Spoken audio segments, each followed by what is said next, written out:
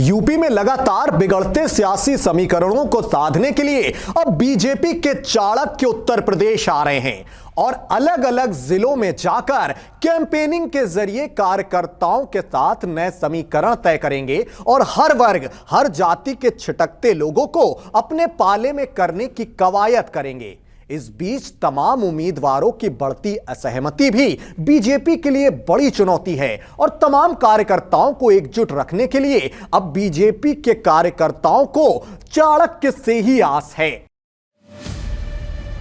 BJP के चाणक्य माने जाने वाले अमित शाह अब यूपी में ताबड़तोड़ रैलियां और चुनावी दौरे करने की तैयारी में हैं।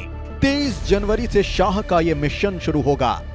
पार्टी सूत्रों के मुताबिक अभी अलग अलग जगह के कार्यक्रम तय किए जा रहे हैं। बीजेपी ने पश्चिम बंगाल विधानसभा चुनाव में अपने सांसदों को भी उम्मीदवार बनाया था, लेकिन सूत्र ये भी कहते हैं कि बीजेपी अभी के विधानसभा चुनाव में किसी सांसद को मैदान में उम्मीदवार बनाकर उतारने के मूड में नहीं है। बीजेपी को उम्मीद है कि यूपी में उसके विधायकों के पार्टी छोड़कर जाने का असर वोटर्स पर नहीं पड़ेगा। बीजेपी एक तरफ जहां दलितों और ओबीसी को लुभाने की कोशिश कर रही है, वहीं जाट वोट बैंक पर भी बीजेपी का पूरा ध्यान है।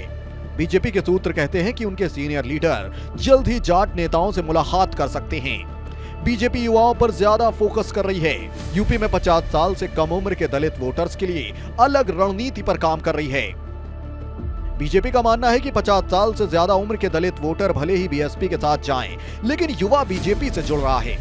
5 राज्यों में बीजेपी के कई सांसदों और विधायकों के परिवार वाले भी टिकट मांग रहे हैं, लेकिन सूत्र कहते हैं कि इसकी संभावना काफी कम है।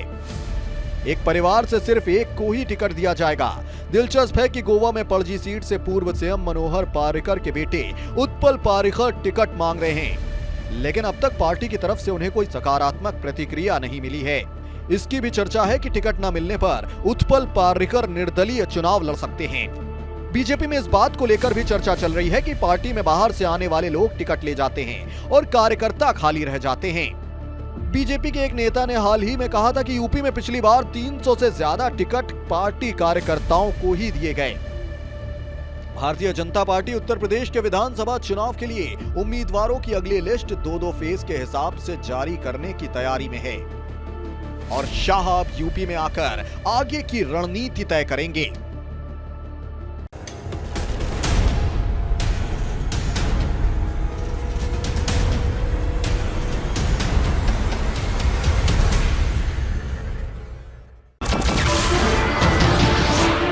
नमस्कार, मैं हूं मानक गुप्ता। अगर आपको हमारा ये वीडियो पसंद आया हो तो इसे लाइक और शेयर जरूर करें और हां, हमें सब्सक्राइब और फॉलो करना ना भूलें ताकि आप देश और दुनिया की कोई खबर मिस ना करें। तो जुड़े रहिए हमारे साथ और देखते रहिए न्यूज़ 24।